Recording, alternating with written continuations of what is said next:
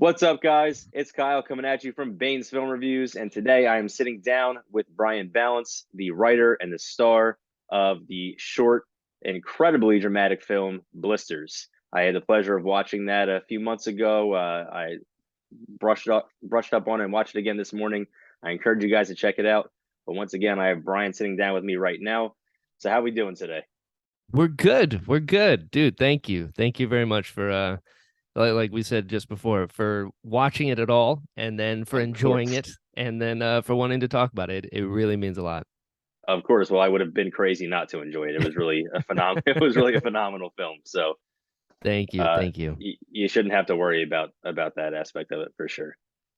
Sure. Um, It's one of those things, right? Like when you make something, you don't know how it's going to be received, and then something like this is like you're really fighting that line of like, I don't yeah, know, is anyone else going to relate to this? So it's nice. It's nice to hear when someone does. yeah, and I imagine that's more difficult. So I kind of feel that way when I write the reviews. I Sure. never want to come across too harsh when I review Hmm. a film that I'm not too fond of, and Sure. I and even when I'm praising a film, I don't want to sound like I have no idea what I'm talking about. So I'm always Sure.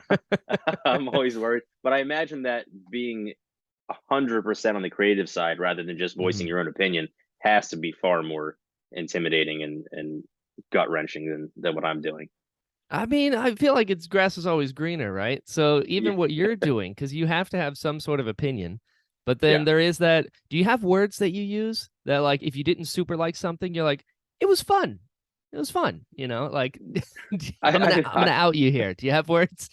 I don't know if I have. So I know I have words when I love something. I know I use Okay, the term beautiful a lot. sure. And It's a good word.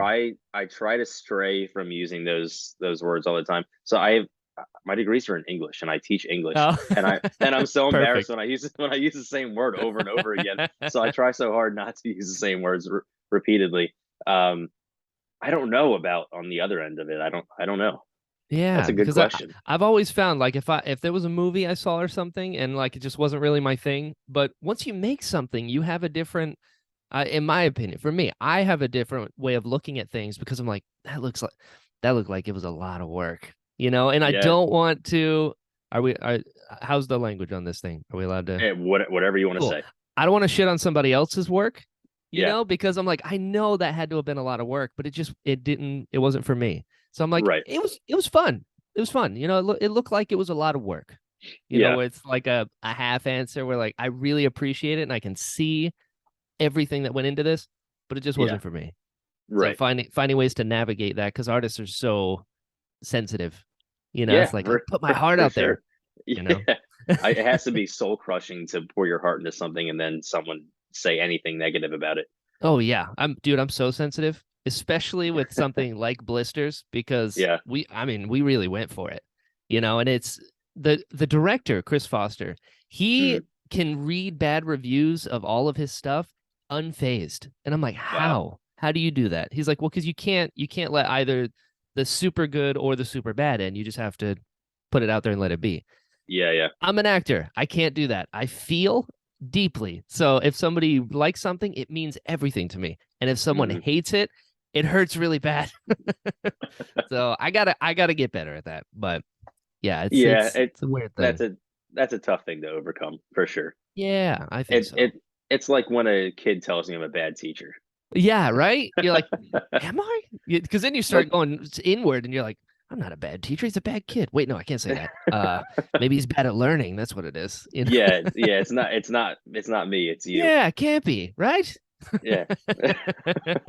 um like how did you get into film in the first place? So it's kind of strange. When I was 3, my mom tells a story about how I was 3 years old. I walked into the living room one day and I was like, I want to be in movies. It was like the first decision I ever made. I Okay. don't think I knew what that meant at the time. I just knew that I loved movies and I wanted to be in them, whatever a 3-year-old's concept of what that is. Hmm. And then I would write little scripts of like little plays and stuff to perform for my class because I just didn't have a choice. It's the ADD thing. You have to do something. Yeah. And then life gets to you and it's like, what are you doing? This is unrealistic. Realistic is my least favorite word in the English language. It's not real. Okay. And so life, then you kind of fall out of it. You're like, can I do this? I don't really know. Becomes this whole thing. But Yeah. then I'm a massive Star Wars fan. It's my Perfect. jam. I just love Perfect. it. I love Star Wars. And so when George Lucas sold Star Wars to Disney, I remember I had this moment of clarity where I was like, oh, Star Wars is forever now. Like they're just going to keep making them. Yep. And I've always wanted to be an actor. Maybe I can give back to this thing that gave me so much because I had a rough childhood. And so Star Wars kind of helped me through that escapism, right? Hmm. So it was just this like divine mission of I'm going to be in Star Wars now. And I Okay. remember just something clicked. I don't know. It was almost a spiritual gift of like, hey, this is what you do now. And I was like, I'm gonna go for it. I'm gonna really go for it. And I was at the time I had a media company. So I did like wedding videography and commercials. I Okay. produced a TV show and all this. So I was film adjacent. I was filming Okay. stuff, but it wasn't creative. It wasn't this dream I've had my whole life. Yeah. So then I was looking around this time where this sale went down and all this. I was on Craigslist because, of course, who isn't on Craigslist at 3 o'clock in the morning? Right. And I found a video in the TV video jobs, because you're looking who needs videography as you Hmm. do. And I found this casting call for a pilot that was in my area. And so I live in Naples, Florida, which is Okay. like all the way southwest Florida. So if you're on Miami, if God, I talk too much with my hands. If this is Florida and this is Miami, directly Uh-huh. across is Naples. So it's the other Okay. coast on the same longitude, whatever the sideways one is. Yeah. And so I found this casting call. It was a pilot. And they're like, hey, we're looking for extras to be in this pilot. And I was like, oh, I mean, I try it out. It's just right here. I got nothing to lose by it. So I sent him an email. I was like, hey, I'm really interested. And they're like, do you have a headshot or anything? I'm like, no, I don't. I got nothing. And like, well, can you send us a picture of yourself? And I was like, sure. So I like went outside, set my phone up, and like just took a picture of me being like, hey. And they're like, yeah, that'll work. Be at this place at this time. And when I got to the set, it was actually a sushi restaurant, but they turned it into a nightclub in the span of like 3 hours. Took all the Wow. furniture out, rebuilt it, got a girl dancing on the table, changed the lights out. Like it was crazy. And I was like, oh yeah, yeah, this is where I'm supposed to be. So then that was kind of my first foray into, the entertainment industry. Okay. From there, the casting director for that commercial ended up being the casting director for Tethered, which was the first movie I ever worked on. Tethered Okay. was directed by Chris Foster, who directed Blisters. Wow. Yeah, It from just a Craigslist ad. it all worked out. It did. It one thing leads to another. It's wild. You can't plan these things. No, You rarely do just you hear stories where it works out that well. Yeah, it was weird, man, because I'd never met any of these people. And the casting director was named Dimitri Blanco, and he became one of my best friends. Okay. We just clicked, and he was also in Naples. So from then on out, I called him my unofficial agent because anytime I had an audition, I would go to his house and he would help me film it, and we would do tapes. Okay. And almost, I would say 75%, which is a huge number as far as auditions go. 75% of the tapes I made with him, I booked. And Wow. then because he was a casting director, he would let me know when things were casting. So he could get me in the room to audition. So it That's was just this amazing. whole, yeah, I mean, Good for you. you just never know. Yeah, I'm very, very lucky. That's 90% of this, you know. You have to be very good at your job, ideally, and then get very lucky. Yeah. Yeah. Yeah. But good for you. Good for you. It looks like it's worked out. So Yeah, so far so yeah, good. There's very still good. time for the wheels to come off, but it's all right. I'm here with you now, so it all seemed to work out pretty well. Yeah, I guess I'm that important, right? Yeah, to me you are. Oh, perfect. Thanks. And then where did the idea for blisters come from? Blisters came from so I have a show called The Interesting Podcast where I talk to anyone whom I find interesting, from actors, directors, Oscar winners to FBI agents, like anyone in between. My dad was an episode. It's just me So talking to cool. interesting people. And I had Randall Duck Kim on who was Oogway in Kung Fu Panda. He's right there. Okay. He Okay. was the Keymaker in The Matrix Reloaded. He's been a Oh, theater actor for 50 years. Like he's been around for a while, done a lot of yeah. things.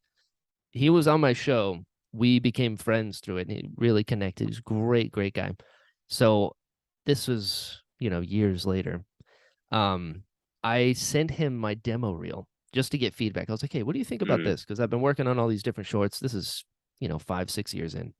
yeah. And I sent him my demo. He came back to me. I was like, this scene was good. I believed you in this scene. This scene didn't really hit for me. This one, I didn't believe what you were saying. Really, I mean, invaluable feedback to have someone like that give you an Yeah. honest opinion. And he ended it by saying, you need a monologue. And I was like, nah, nobody gets monologues in film and TV unless you're like the villain at the end of the movie. Like Yeah. nobody gets those. So I started thinking, I was like, maybe I do need a monologue. All right, how am I going to do that? I'm just going to write one. I'll just write a monologue. That's what we'll do. And so I was thinking, well, what do I know? What do I like? I love westerns. I had lost my mentor. He had passed away right before this, and Oh, sorry. so it was very fresh. Thank you.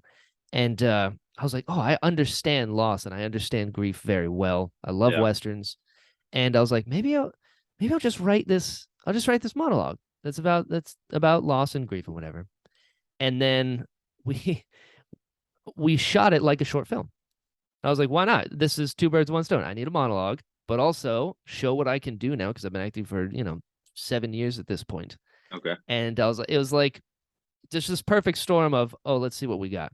And so I originally shot it. Here's something I'm not sure if I told you already. We shot it twice. No, I don't. I don't So, think you told me that. okay, get ready for this. So we shot it the first time. I am not smart. So I'm just an actor. That is my thing. I become a writer when I have to write something for myself. I know I can do this, but getting cast for it, it's a whole big thing. So I become a writer out of necessity, but I'm an actor first. Mm, And so I was like, oh, you know what? I got this script. I think it's pretty good. I'm just gonna grab random friends and we're gonna shoot it like a short film. And the friends that I'd grabbed had never worked on set before. They never directed, never run sound, never run lights. Um, the guy, one of my closest friends, his name is Slim. I had him run the camera because he owned the camera and stuff. So it was like mm. me and him just grabbing people, be like, you hold the mic, press this button when it's ready. You're gonna be the director. All I need you to do is say action so I know when to start and then cut when I'm done. All right, that's what we'll do. We'll just put and it went terrible. Absolutely terrible. We forgot firewood, which you've seen it, Oh, kind of yeah. important. Yeah. So we're like, well, what do we have? We got pizza boxes. Let's burn those. Fun fact, pizza boxes make a lot of smoke. A lot of Yeah. smoke. Found that out the hard way because we're doing the scene and it's some heavy stuff we're talking about. And all of a sudden this cloud of smoke comes in front of the camera and you can't see me anymore. And I was Oh like, my well, God. that's not going to work. We couldn't use any of it. The guy that was running sound pressed the wrong button. So it wasn't using the mic, it was using the recorder. The Oh lights my we had God. one, the other one went out. It just everything that could have gone wrong went wrong. So we did this. And then we about 6 or 8 months after that, there was a reunion for Tethered, the first movie I was Mm, in. yeah. And it was like one of those Zoom reunions where you get the cast and the crew back together and it's like, hey, how's it going? How's it been? What's everyone been up to? Kind of thing. And in this interim, the crew and cast, we all stayed really, really close. And so they're Mm. always asking me, be like, how's Blisters coming? Like, how'd it go? I just shoot it. Like, we saw some pictures. And I'm like, yeah, yeah, yeah. And so we get to the reunion. They're like, how's it going? And I was like, it's not going. It's going terrible. We can't use any of it. Everything went wrong. I don't know what to do. And then I again, another just moment of clarity. I just looked up and I was like, what? Would you guys be down to reshoot it with me? And everyone was like, absolutely. The director flew in, the sound designer, the lighting guy, all of them came back down to Florida because they had left. They were in Atlanta and LA since. Yeah. All came back. We reshot it all in one night, and that's what you see. Incredible. Isn't that wild? That that Just that makes it better, actually. yeah. There's one shot in the whole thing that is from the first shoot, and that is the actual blisters on my hand. Okay. That one quick shot, that's the only thing from the first one that we could salvage. But Okay. the rest of it, yeah, one night, everyone And just came together. did you Yeah. just find a friend to give you blisters? Like We who so did that? so it was this makeup artist that I'd worked with on this short film called John Doe, like a year or two prior. Okay. And he did really good. He did a bullet wound. I got shot in the head at the end of that one. And it looks Okay. really good. So I called him and I was like, hey, so we hired him out. He drove over, made the blisters. The second time, you don't actually, little movie magic, you don't see my hand at all in the second one. I'm Okay. looking at it the whole time. And we have that one shot where you do see the blisters, but that was Mm, from the previous shoot. So then the audience is like, wow. we've seen the blisters, so you know what I'm looking at. Right. So That's so yeah, good. just yeah, it worked out really well. And we the the first horse, if you go to my Twitter, my header picture, that's Mm, a different horse than the one that you see in the short. And that's okay. because the first shoot that we did was at this ranch of somebody that we knew. They're like, yeah, you can use this horse. Her name was Sprinkle. She Mm, was great. And it was a real ranch that we shot at the first time. And so the horse was great. She was really, really nice. In between the first and the second shoot, Sprinkle died. She was just old and just it oh my happens. God. So we're like, what are we gonna do? And we didn't know until the day before we were supposed to shoot. We're like, all right, the crew is down, everyone's back. Let's shoot at Whispering Pines, which is the name of the ranch. And like, Mm, yeah, we don't have Sprinkle anymore, and the horses that we do are like work stallions. Like they're dangerous. You can't be having it near a fire, and like it's not oh going to my listen to God. you. So we're like, oh, what do we do? So Chris Foster, the director, literally cold called every ranch we can find, and then he found one that was like, yeah, you can shoot here. We got a horse you can use, totally free. They just wanted to be a part of it. Wow. Yeah, isn't that crazy? Just like that Sprinkle loved apples. The second horse did not. We found the one horse in existence that doesn't like apples. So there's so much like, just please, we just need you to take one bite at the end because this apple's really important to this story. You are making the film better. The more you tell me about all the things that went wrong, you're making it more entertaining for sure. I'm glad. I'm here for it. uh, It's things work out. and I wanted to ask you what it was like just sitting there. Obviously, you're not the only person there, but what is it like sitting there Sure. talking to a horse for 10 minutes? So it's not bad because again, I'm just gonna ruin all the smoke screen of this because it's your thing. You're about the making of it, right? Yeah. Yeah. So we shot all the horse stuff first because it's a live horse where it's a real fire. You know, Right. you want to wrap this up quickly. So we shot all the horse stuff within the first, I want to say 10, 15, max 20 minutes. And Okay. so my eye line, I'm actually looking at the makeup artist the whole time. Wow. So I'm talking to her. Yeah. And there Okay. was there was smoke in between us. And she I didn't know till after we were done. Her name's Carly. She's incredible.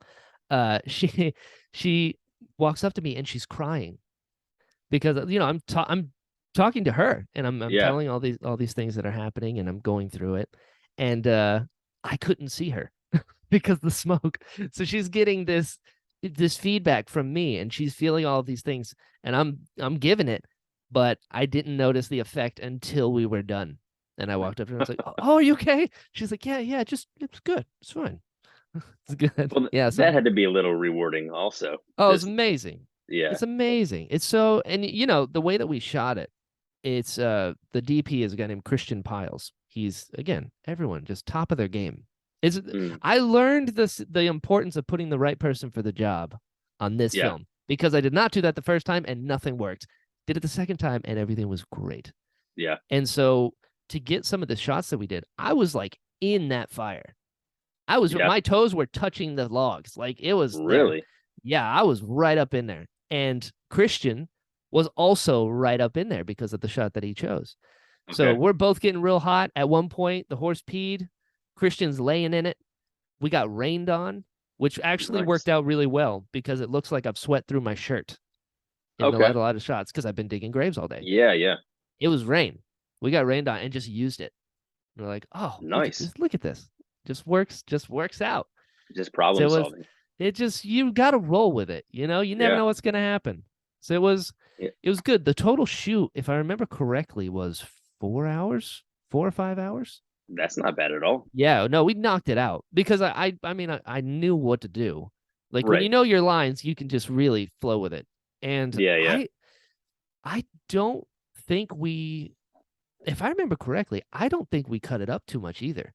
I think Wow. it was like beginning to end a few times. And they were like, let's get just Nice. this part. Let's cut to this part. Do a lot of the inserts, with like the bowl, walking over, grabbing the apple, Right. the little things here and there. We did it at the end. But it was, yeah, I'm pretty sure it was like 4 or 5 hours total from like That's first awesome. action to wrap. It was quick. Yeah, Yeah. but Yeah. again, it looks fantastic. You never know these things. Sitting Right? on watching it on Right? TV, you never know. I'm telling you, I had nothing to do with that. I can take credit for the writing and I can take credit for the performance. That is it. I had Yeah. nothing to do with any of it. I didn't edit it. I didn't direct it. I didn't color it. I didn't shoot it. It's all just the team. Get the right Right. people and just you make Yep. something pretty good, I think. For sure. For Yeah. sure. And I don't know how relevant some of my questions are now, knowing that it was Sure. just a monologue and not necessarily intended to be Bring it. a Bring film. it.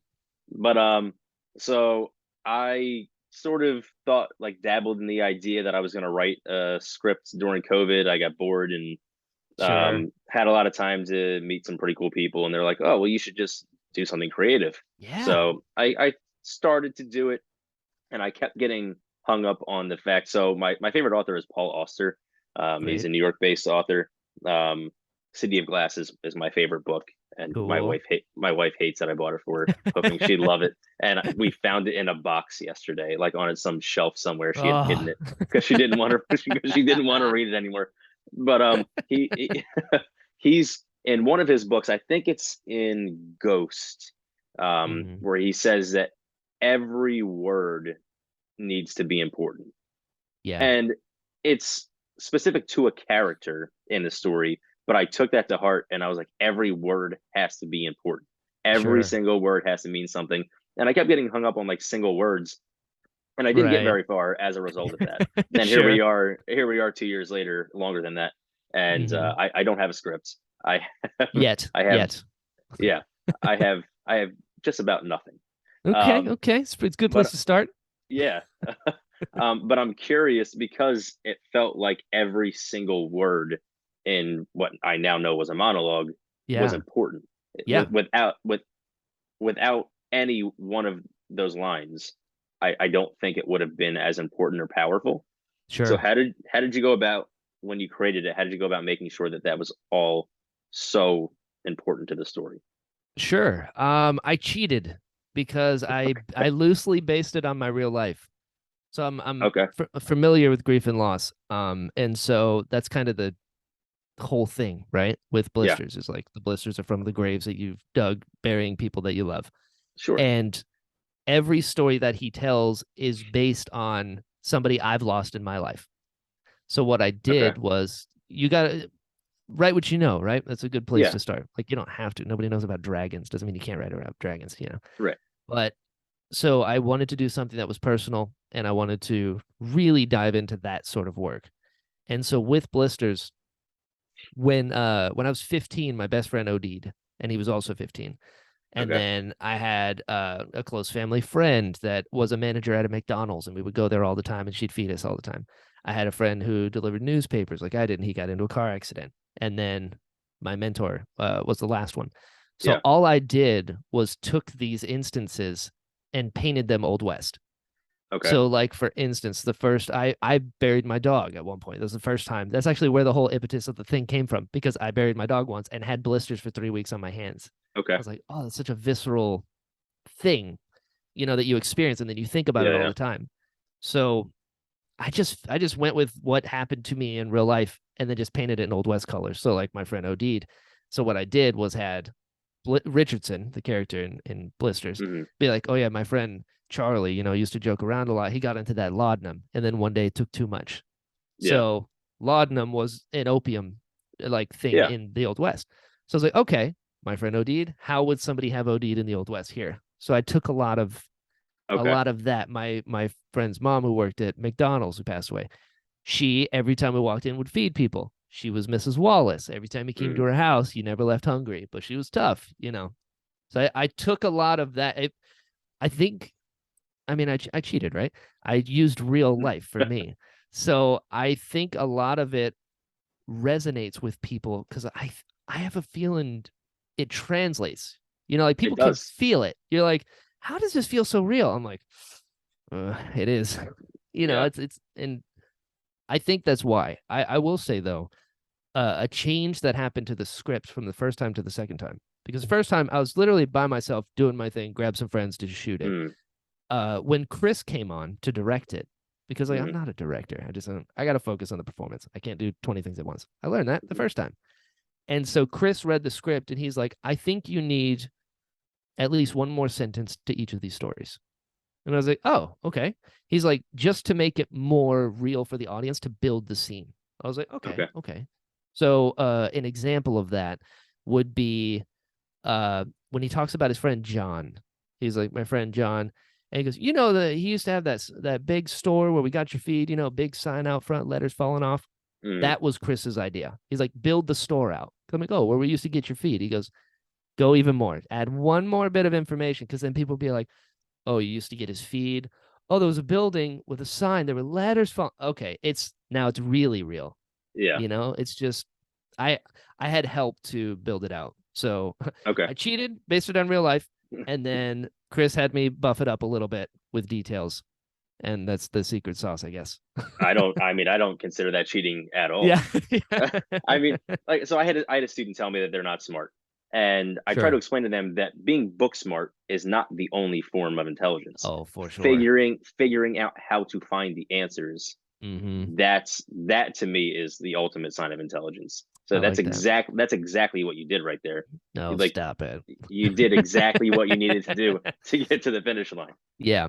Yeah. It worked. It worked. Yeah, Yeah. it did for sure. And then, where was I going with this? Oh, so then the final line, because you're sinking and you're sinking, you're just like Uh-huh. being torn down for 9 minutes, and then in the final seconds you have that great line at the end where Yeah. didn't he owe me some money?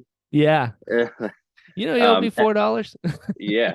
Yeah. And so, was there ever a time when you said, no, I don't want to have that. I just want to tear people down for 10 minutes and it just needs to end that Yeah. way? No, actually the opposite. Because I try to be really conscious as best I can Hmm. of how people are feeling, right? Like, am I making Yeah. someone uncomfortable?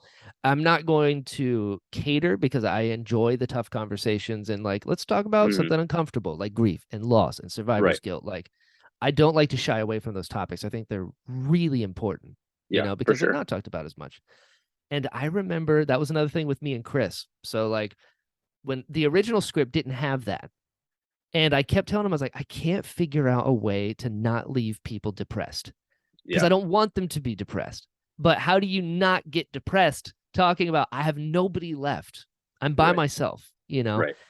And we could not figure it out. And I was like, there has to be something. And the big thing I kept telling him was I want them to be hopeful Okay. and not like overly hopeful, like, oh, it's gonna be okay.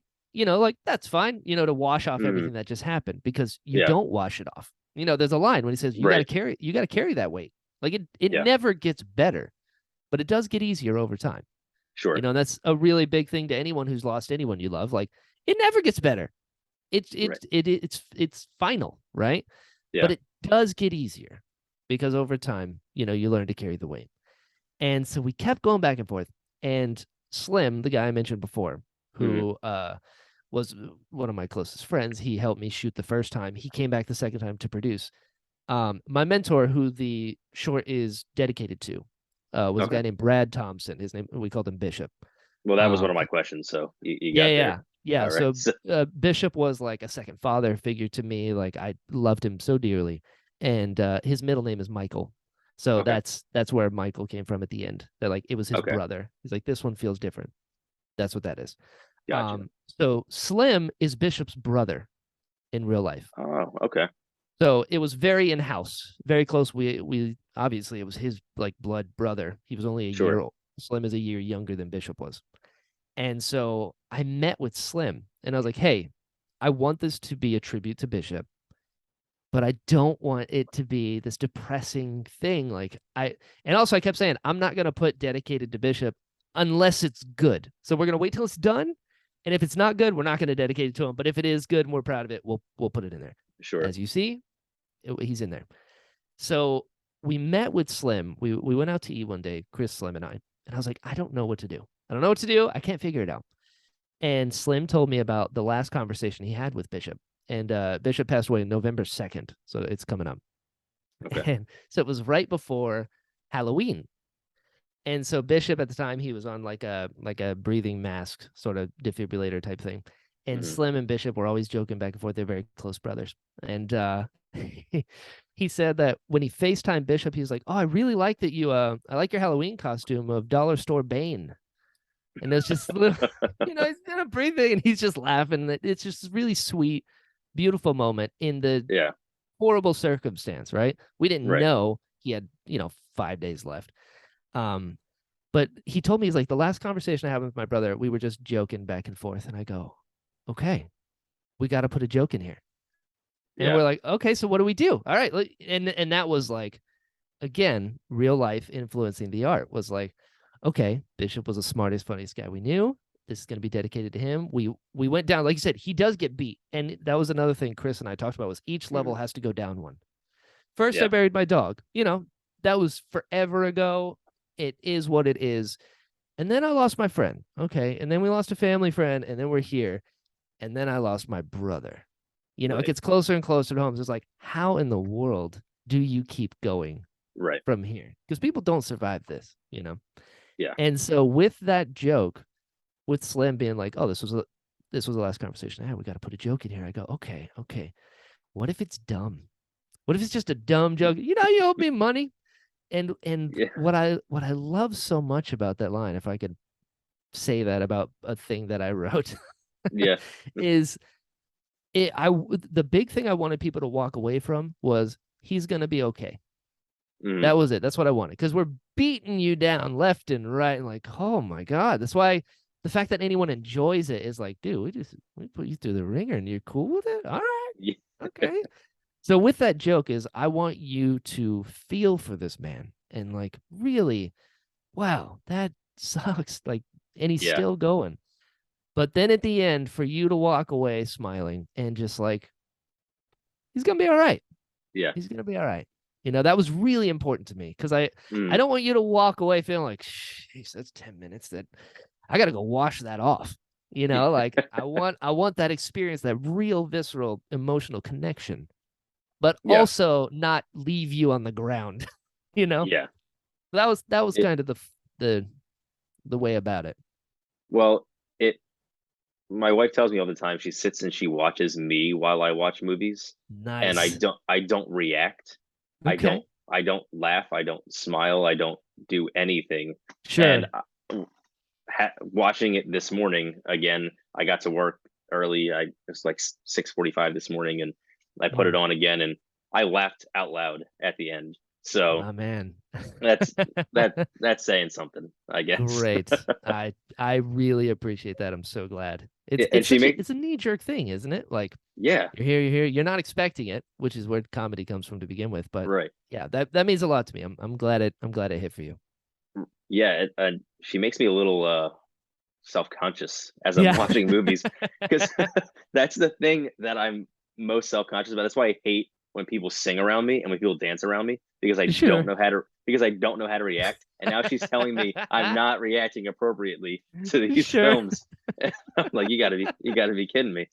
Um, Right. but back to that last line, that feels very Yeah. real again because Yeah. it's when someone passes away, you ultimately you end up with your family or your friends or whoever you're closest to, and you Mm-hmm. talk about Yeah. what just happened and stuff like that. But it always seems to turn into telling jokes and talking about the funny things and things like that.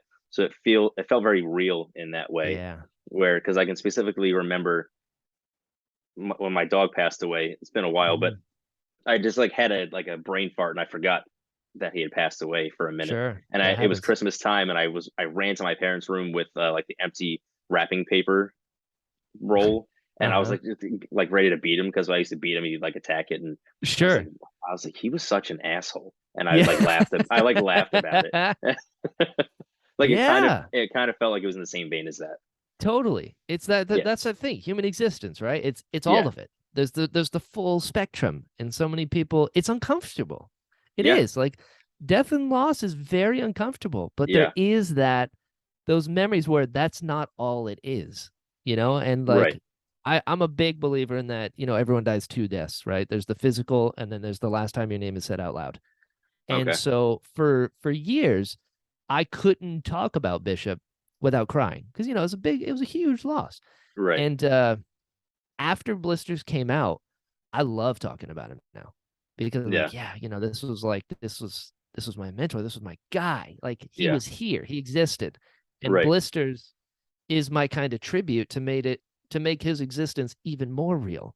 So as much as I could Yeah. put of him into that if it hits, it's such a gift to hear that somebody is like, yeah, I felt that, you Yeah. know? It has to be such like a like this sense of ease knowing that Yeah, like he helped you make this in a lot of 100%. ways. Yeah. Absolutely. Yeah. So Absolutely. there has to be that as you sit down and you talk about him in that way, you're like, wow, like he's still helping me. So that's gotta be Yeah, great. it is. It is. And like it worked.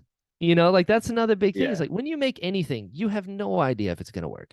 Sure. There's that phrase like you make a movie three times when you write it, when you shoot it, when you edit it.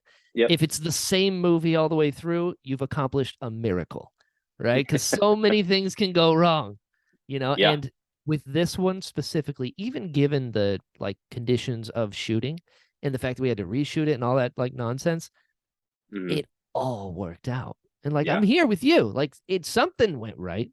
Yeah. It's very, very cool. And like I don't know, there's no words to explain it. Yeah. It's It just has to be gratifying.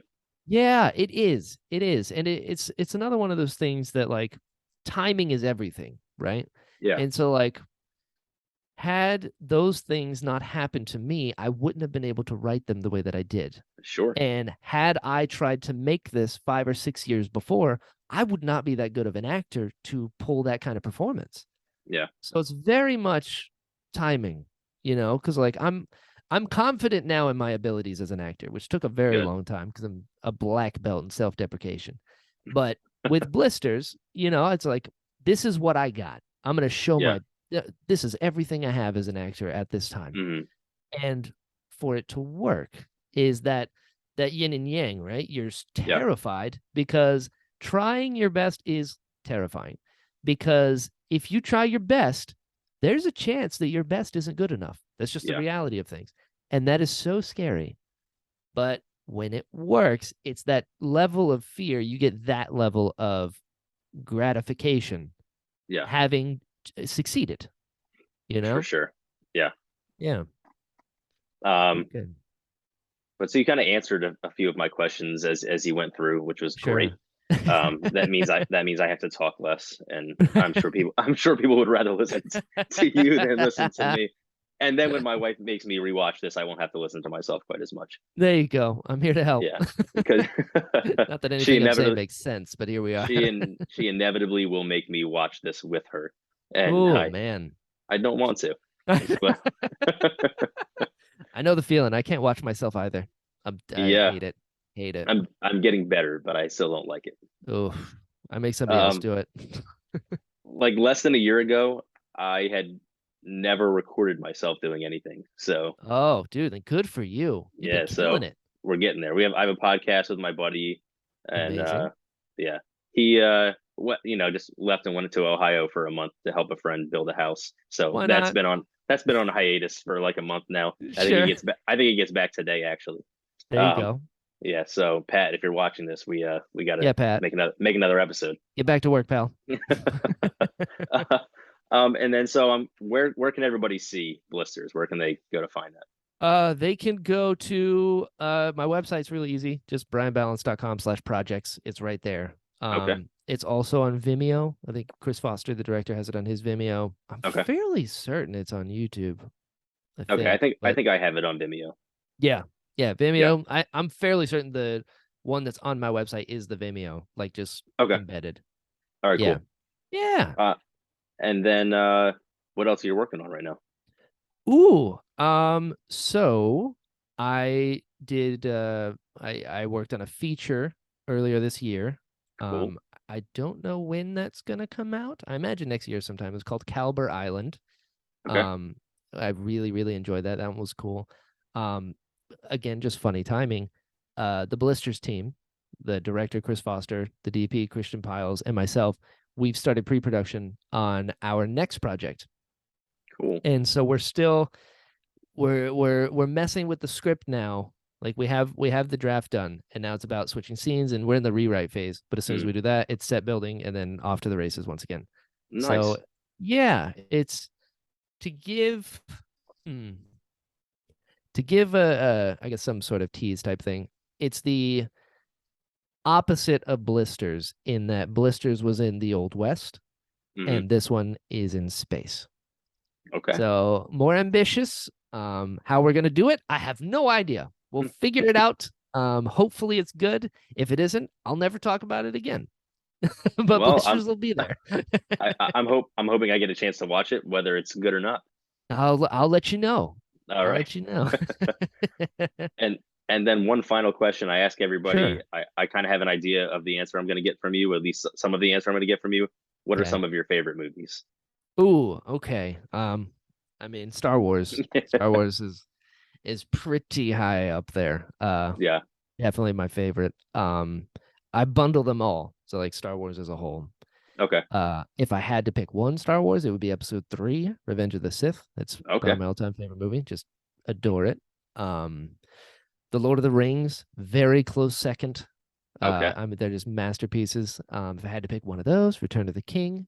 But outside of big franchise blockbusters, Mm, I love The Last Samurai.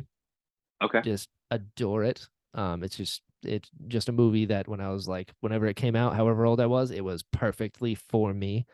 Yeah. Hell or High Water Okay. is another very, very, very big influence on what I like. Taylor Sheridan, pretty much anything he does, I'm like, okay, yep. If Yeah. his name's in it, I will watch it. All right. Um, yeah, those are probably my tops to get my sort of taste. Okay. I Yeah, I always say that Empire Strikes Back is my favorite film rightfully because so. I've just said it for so long. It just Sure, feels like it's still my favorite. it's a great one. It is. I never get tired of it. Hmm. My brother-in-law's favorite is Revenge of the Sith. So Yes, it's yeah, very good. Me and your yeah. brother-in-law, same It minds. it is a close second for me, Yeah, but yeah, yeah, I I love respect it. it It's so well done, especially compared to the other two prequels, totally. which Sure, I do love. But same. I'm just surrounded by Qui-Gon Jinn stuff. You have yeah. no idea. That's my guy. I was watching Andor earlier today because I'm so far behind. I'm Yeah. on like episode 4, so I have a Ooh, ways to go. buckle up. It gets so good. Does it? Yeah. Steph actually decided she's not watching it anymore after Yeah. 2 episodes. She's like, no, not for me. Not watching Not it. for me. That's okay. And she's seen everything else. At this point, I couldn't give up watching. I'd have to Yeah, I would go I feel you. crazy if I missed it. I'm the same But way. yeah, but I want to thank you again for taking the time to sit down with me. I had a great time talking to you. A great time hearing all the behind the scenes stuff that I could have never guessed had happened.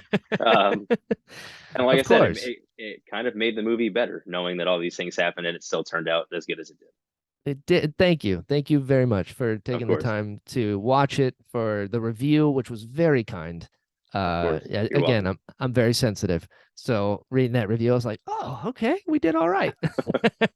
And yeah, just taking the time to talk to me, being interested at all is Of course, it is yeah, not yeah. lost on me. I genuinely appreciate it. I'm glad. I'm so glad, and you're more than welcome. All Appreciate it. right, we will be in touch, and I hope you enjoy the rest of your day. You as well, my friend. Thank you so much. Have a good one. Bye. See ya.